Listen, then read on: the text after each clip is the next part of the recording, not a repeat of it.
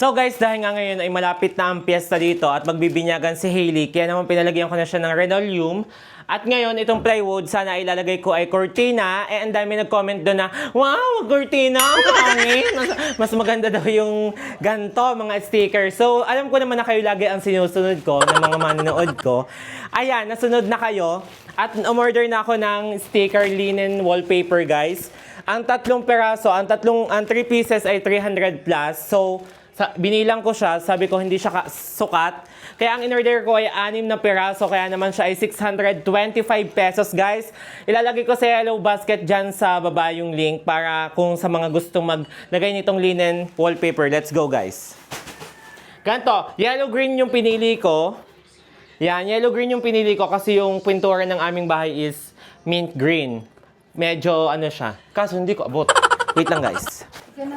Natanggalan mo muna nito, tapos ikapit mo yung So guys, adhesive siya. self-adhesive. Self-adhesive, kaya naman sobrang kapit nito na panood ko sa mga video-video. Nagtitingin-tingin nga ako ng pwedeng ilagay dito. Sabi niyo naman wallpaper, sobrang dikit niya kasi self-adhesive siya.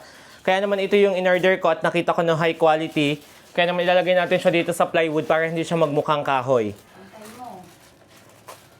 Yan! Dikit na siya. Hindi pa pala. Dahan-dahan. Sabay mo. Kabila. Wala nga maghahawa. Hindi na yung matatanggal. Sobrang kapit niya, guys. Oh. Yan, i-push mo. Yan. Yan. So yan guys, madali lang magkabit nitong wallpaper na linen. Kasi hihigitin lang yung adhesive sa likod. May naiwan. Kaya pala hindi nabikit. Guys, sobrang init. Tingnan niyo ang pawis ko. Tagaktak na naman siya. Yun, teka, may iwan pa. Huwag mong ikapit sa linoleum. Ang dami niyang dikit. So guys, ganito kahaba yung isang rolyo niya. Ayan guys. Yung isang rolyo niya, ganito. Ganito kahaba. Yan. Tapos may natira pang ganitong kaliit. Ganito na lang yung kaliit yung natira. Ikat mo na dyan. Ayan. Ayan. Ganyan kahaba. So ngayon, sinukat ko siya kung ilan. 1, 2, 3, 4, 5. Doon sa may pinto. 6. Kaya 6 pieces yung in-order ko. Ilalagay ko sa yellow basket ulit. Kaya naman kahit sa rough road, dumidikit siya kasi sa call center naglagay na sa hollow block. Sobrang dikit nung kanyang tiles na nilagay sa pader niya. So ngayon, makapit siya. Self-adhesive siya. Yan. Linen wallpaper, guys. Check the yellow basket, guys. Ngayon, ilalagay na namin siya lahat para magandang tingnan.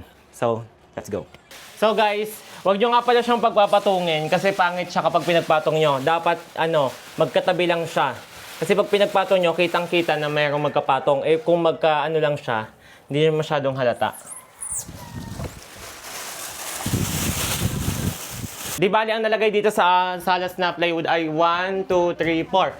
4 na rolyo yung nailagay dito sa plywood dito sa salas. Then, may natira pang 2. Itong 2 rolyo ay dito ilalagay sa may pinto dito para sakto. Ayun guys, napakagandang tingnan kapag ganito yung salas mo kasi malinis tingnan. Tapos ngayon ilalagay ko sa yellow basket kung saan ko na-order itong linen wallpaper self-adhesive, guys. Ayan, napakaganda. Highly recommended ko sa inyo kahit na ang inyong mga ay bako-bako. Hollow block, makapit talaga siya, guys. Sobrang kapit. At saka huwag niyo pagpapatungin. Dikit lang dapat, guys, para maganda. So ayun guys, check the yellow basket and place your order now, guys. May different color pa sila.